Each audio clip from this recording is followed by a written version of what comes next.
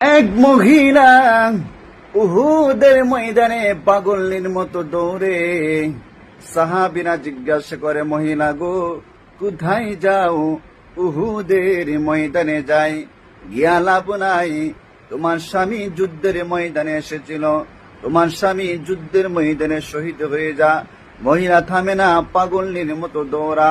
আবার যখন সামনের দিকে আগা, সাহাবা কেরামরা জিজ্ঞাসা করে, মহিলা গো, কোথায় যাও? উহুদের ময়দানে যাই, গিয়া লাভ নাই। তোমার সন্তান এসেছিল, তোমার সন্তান যুদ্ধের ময়দানে শহীদ হয়ে যা।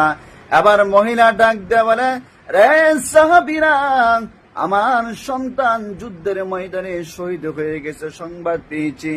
আমার স্বামীও যুদ্ধের ময়দানে শহীদ হয়ে গেছে, সংবাদ পেয়েছি।